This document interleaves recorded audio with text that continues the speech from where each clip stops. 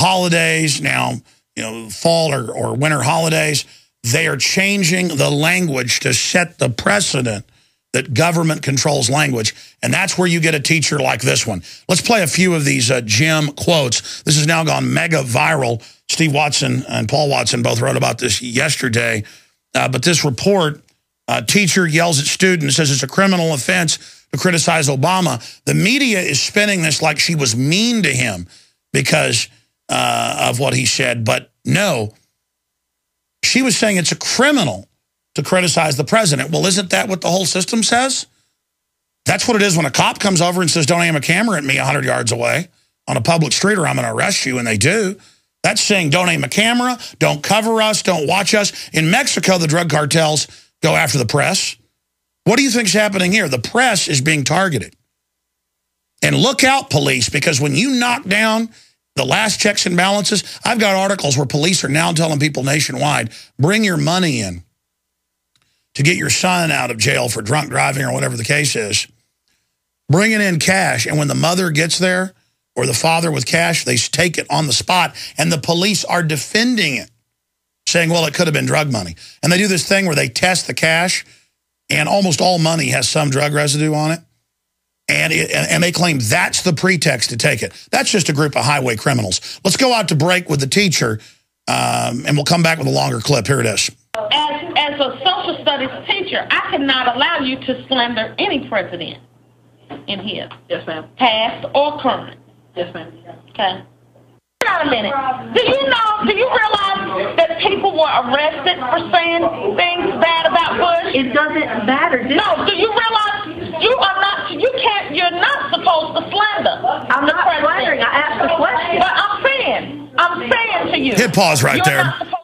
That's what the police said in Missouri back during the last campaign. They said, if you talk bad about the president, that is slander. We will arrest you. No, slander is proven in court. So is libel and defamation. If you say Alex Jones murdered 9 children and has them buried in his basement, and that's not true, that is slander, defamation. If you print it, it's libel. Then I can be held civilly responsible. Okay? That is not the case. But they preemptively, that's what I've been told before, by people that are told to shut up in colleges, you name it. They say, don't criticize the government. Don't say the CIA brings drugs in. That's slander of the government. Really, I thought that was the First Amendment and what the founders said. See, everything I stand for is really simple. It's what the founders stood for. Everything the globalists stand for is 180 degrees against that. Founding fathers, common sense, honor, truth, justice, liberty, renaissance. Globalists, death, destruction, bondage, humiliation, enslavement, poverty. We'll be back.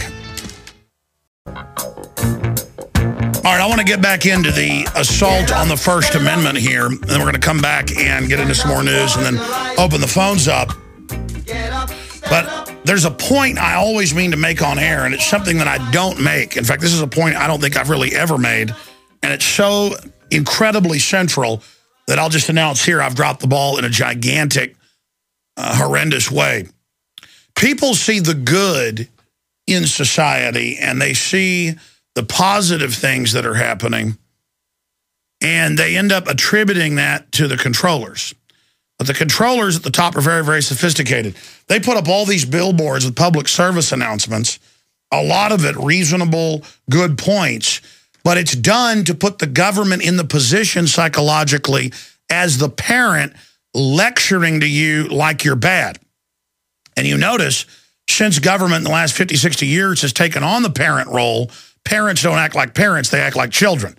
In fact, many globalists admit that the state is like a parent, the big brother, the big mommy, the big daddy. And I'm getting around to my point here. People 50, 60 years ago would be insulted by constant messages telling them to do simple, common sense things.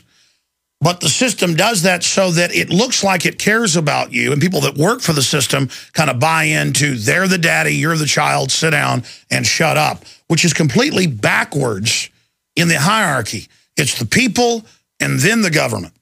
We are the government. So Romans 13, submit to the will of the people within the constitutional confines, because you can't have a manipulator come to power who manipulates 51% to say kill the other 49.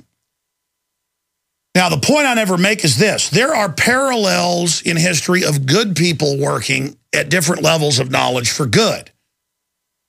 And so there are good charities. There are good people in government. There are good ideas. There are good corporations. It's not one monolithic system, but good is done pretty much in an uncoordinated way, whereas the New World Order crowd admits they're good at long-term planning. See, they sell us on short-term planning, in quarterly planning, while they are really thinking in 25, 50, 100-year plans. And then we're told, oh, Western governments are just in a year-to-year program. That's only on the surface in the false political system in which most people reside. But it's much deeper and much higher. There's systems below and above the narrow spectrum that the system tries to keep people in. And so you hear that term, getting off the reservation, getting outside the box. That doesn't mean believe everything I'm saying. It means simply looking for depth, looking for the deeper meanings, looking for things in a more complex way. And again, it sounds like something very simple. I'm like, this is very profound. There are parallels of good. No, there are parallels of good throughout history. And so there are competing systems. It's not all bad. And the globalists aren't in full control. They're trying to get full control. That's why they want a global government. That's why they don't want any nation to be too powerful. That's why they want to deindustrialize the United States. It's not because they want to equalize all the nations towards a greater good, which wouldn't work historically, but that's what they sell mid-level globalists. They actually believe they're doing something good. When you get into deeper globalist documents that are public and have leaked, it's really about a post-industrial world where the elite are waging war against prosperity and wealth and intelligence and true Renaissance-type deep understanding in the population, because you can't control people like that. They're going to want freedom. They're going to want transparency. They're going to want liberty. They're not going to like bondage. They're not going to like seeing people hurt. So they try to sell us on being predators, and they're trying to twist our will with propaganda and excuses and things to make torture and secret arrest and an overthrow of the Bill of Rights and Constitution look sexy. And the system is also demonizing the Bill of Rights and Constitution and capitalism. The system does all this in the name of the Republic, in the name of America, in the name of capitalism, when it's the complete opposite.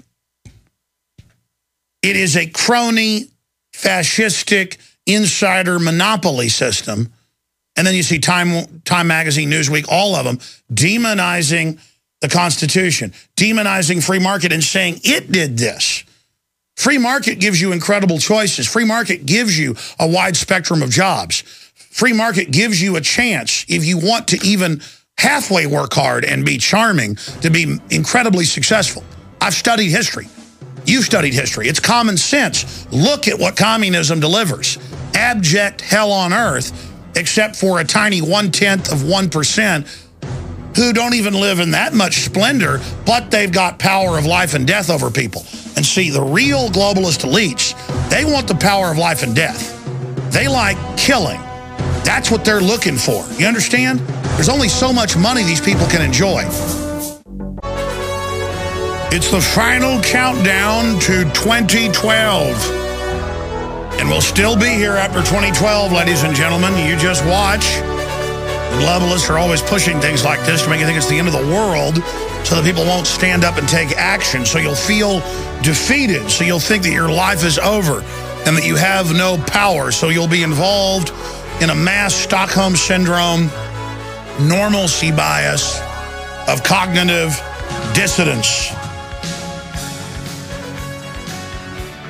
I am getting ready Sunday to get in the RV so I can see the United States and talk to people and report on things from the road. I'll be doing the broadcast each day.